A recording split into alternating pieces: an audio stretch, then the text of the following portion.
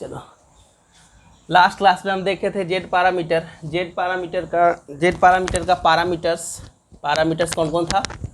पहला था Z11, तो Z11 बराबर क्या होता है V1/I1। कब होता है भाई, जब I2 बराबर 0 होता है तब। दूसरा था Z12 बराबर क्या होता है V1/I2। कब था भाई, जब I1 बराबर 0 होता है तब। तीसरा था Z21 बराबर क्या होता है V2/I1। कब, जब I2 बराबर 0। चौथा था Z22 बराबर क्या होता है V2/I2। कब, जब I1 बराबर 0 होता है तब। तो ये 4 गो पैरामीटर। अब इसी पे बेस्ड एक सवाल है।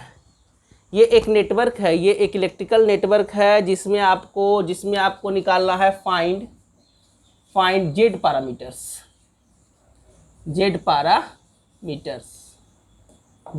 निकालना है। मतलब कि Z11, Z12, Z21 और Z22 निकालना है। ये 4 पैरामीटर निकालना है।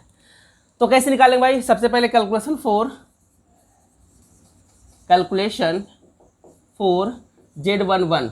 तो Z11 बराबर क्या होता है V1/I1। कब, जब I2 बराबर 0 होता है तब। तो देखिए V1/I1 करेंगे, I2 बराबर 0। I2 का वैल्यू कितना होगा, I2 का वैल्यू 0 कहने का मतलब कि इधर से कोई करंट नहीं आ रहा है, कोई भी करंट नहीं आ रहा है। तो जब कोई करंट नहीं आएगा तो जितना करंट इस 2 ओम के रजिस्टर में आएगा उतना ही करंट इस 1 ओम के रजिस्टर में आएगा।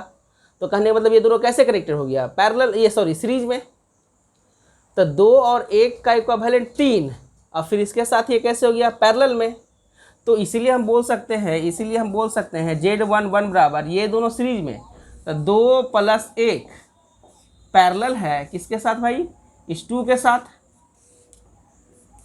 और फिर ये कैसे रहेगा इसके साथ, तो इस पूरे के साथ सीरीज में रहेगा, प्लस क्या होगा +2 होगा। तो इसका कैलकुलेशन कितना होगा, तो 2 1 3 × 2 बट्टा 5 3 + 2 प्लस कितना 2, तो कितना होगा 6, यानी 16/5 ओम। यही हो गया आंसर। तो ये क्या हो गया, ये निकल गया Z11। ये क्या निकल गया Z11। तो Z11 निकल गया। उसी तरह से हम निकालेंगे क्या चीज़, हम Z12 निकालेंगे। इसी तरह से हम निकालेंगे क्या चीज़, निकालेंगे Z12। तो Z12 बराबर होता है V1/I2। कब होता है, जब I1 बराबर 0 होता है तब। I1 बराबर क्या होता है, I1 बराबर Z12 बराबर होता है V1/I1। कब, जब I1 बराबर 0 होता है तब, यही ना। तो अब हमको निकालना है Z12।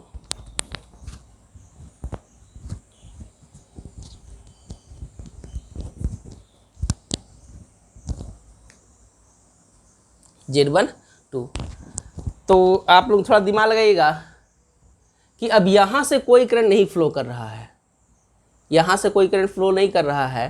तो ये क्या हो गया, ये हो गया मतलब इसमें कोई वोल्टेज ड्रॉप नहीं होगा, क्योंकि I1 बराबर क्या है 0। I1 बराबर क्या है 0। तो यहाँ से कोई करंट नहीं फ्लो कर रहा था। अब ये करंट कितना हो गया, ये करंट हो गया 0। तो ये जितना करंट इसमें आएगा उतना ही करंट इसमें। तो ये दोनों कैसे हो गया सीरीज में, और ये कैसे हो जाएगा पैरेलल में। ये दोनों सीरीज में, ये पैरेलल में। लेकिन देखिए हमको निकालना क्या है V1/I2। तो V1 कहने का मतलब कि इसका वोल्टेज। अब जब इसमें करंट नहीं फ्लो करेगा तो इसके अक्रॉस वोल्टेज क्या होगा, इसके अक्रॉस वोल्टेज होगा ये V1। क्या होगा ये V1। तो अब इसका वोल्टेज निकाल देना है, ठीक है ना, इसका वोल्टेज निकाल देना है।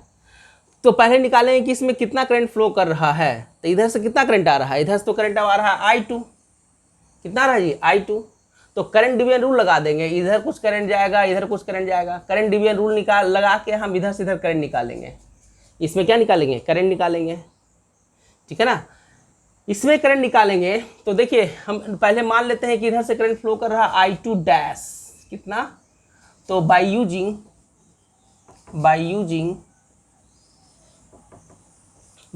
करंट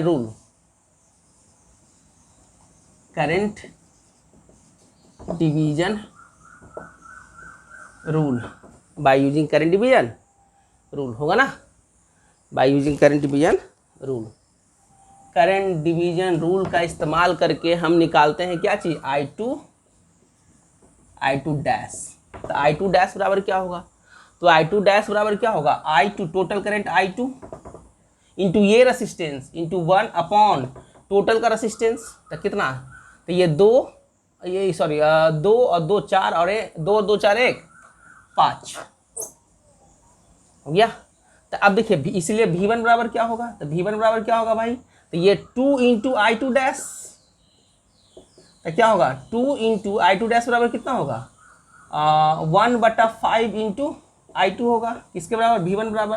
तो इसीलिए क्या निकालना हमको, V1/I2, V1/I2, V1 और I2 इधर आ जाएगा तो कितना होगा 2/5। तो इसको V1/I2 क्या बोलते हैं, Z12 बोलते हैं। ये सेकंड हो गया, ठीक है।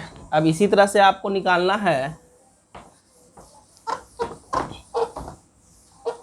इसी तरह से आपको निकालना है क्या चीज भाई, Z21। Z21 बराबर क्या होता है, Z21 बराबर होता है V2/I1, लेकिन कब होता है, जब I2 का वैल्यू 0 होता है तब होता है। तो वही काम, अब I2 का वैल्यू क्या करना है, अब I2 का वैल्यू 0, अब I1 का वैल्यू 0 नहीं बल्कि किसका वैल्यू 0, I2 का वैल्यू 0। और तो ये वोल्टेज हो जाएगा क्या चीज, ये वोल्टेज हो जाएगा V2। तो अब वही काम, ये दोनों सीरीज में आ जाएगा। फिर यहाँ से निकालेंगे करंट डिवाइडर रूल लगा के, यहाँ का वोल्टेज निकाल देंगे, फिर उसको इसी प्रोसेस से करेंगे तो निकल जाएगा। फिर क्या निकालना है आपको, Z22 बराबर क्या होता है V2/I2, कब, जब I1 बराबर 0 होता है तब। तो ये निकालिएगा, ये आप लोगों का होमवर्क, इसको आप निकालिएगा, ठीक है ना। तो यही है, ये एक सिंपल सा नेटवर्क, इस नेटवर्क से निकालना है क्या चीज़, Z पैरामीटर। तो ये यही तरीका है, इसी तरह से आप लोग निकालिएगा। एक नेक्स्ट एग्जांपल, एक 2 पोर्ट नेटवर्क का नेक्स्ट एग्जांपल ये है, find Z parameter of T network का Z पैरामीटर निकालना है। तो T नेटवर्क का है, इस तरह से रिप्रेजेंट करते हैं इसमें इम्पीडेंस को, इसको बोलते हैं ZA, इसको बोलते हैं ZB, इसको बोलते हैं ZC। तो क्या बोलते हैं, ZC। इधर से करंट है ये I1, इधर से वोल्टेज डेवलप हुआ इसमें V1, इधर से करंट गया I2, वोल्टेज डेवलप हुआ V2। तो यही नेटवर्क है, इसी नेटवर्क से निकालना है आपको क्या चीज,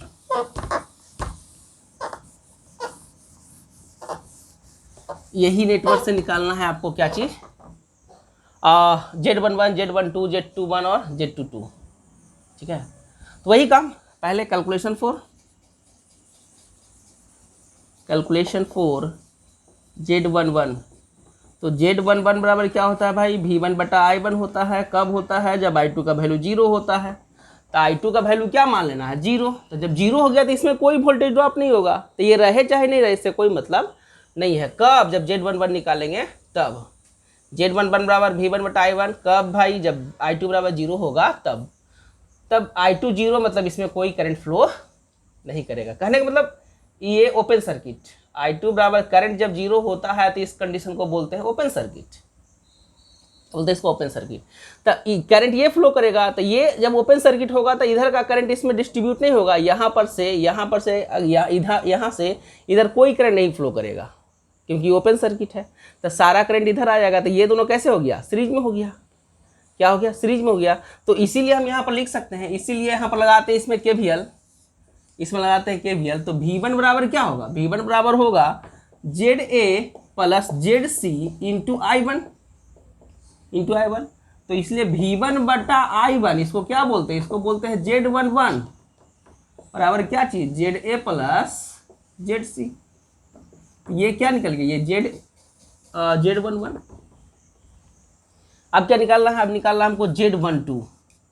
तो Z12 बराबर क्या होता है भाई, Z12 बराबर होता है V1/I2 कब, जब I1 का वैल्यू 0 होता है तब। अब I1 का वैल्यू 0 कहने का मतलब कि अब ये टर्मिनल ओपन सर्किट हो गया, ये टर्मिनल ओपन सर्किट हो गया। तो जब ओपन सर्किट हो गया तो इसमें तो कोई वोल्टेज ड्रॉप नहीं होगा। तब वोल्टेज ड्रॉप 0, तो जो ये V1 हो रहा है ये V1 यहाँ पर आ जाएगा, ये V1 यहाँ पे आ जाएगा। क्यों ऐसा होगा? क्योंकि इसमें कोई वोल्टेज ड्रॉप नहीं होगा, तब वोल्टेज ड्रॉप 0, तो जो वोल्टेज ये हुआ वही वोल्टेज ये हो जाएगा, हो गया ना। तो करंट तो अब सिर्फ यहाँ से फ्लो करेगा। तो ये देखिए, अब जब करंट यहाँ से फ्लो करेगा तो यहाँ पर निकालना है, तो इधर से करंट आ रहा I2, तो इसमें भी कितना आ जाएगा? I2 आ जाएगा। ये करंट I2 इधर नहीं जाएगा, क्यों? क्योंकि ये ओपन सर्किट हो जाएगा। क्यों ओपन सर्किट होगा? क्योंकि I1 बराबर 0, तब करंट यहाँ से क्या हो जाएगा? I2 आ जाएगा ये, ठीक है, I2 आ जाएगा। तो यहाँ का जो वोल्टेज होगा कितना होगा? V1। तो इसीलिए V1 बराबर हम लिख सकते हैं, क्या लिख सकते हैं भाई? ZC into I2, ZC into I2। तो इसीलिए V1 बट्टा I2, V1 बट्टा I2, इसको क्या बोलते हैं? इसको बोलते हैं Z12।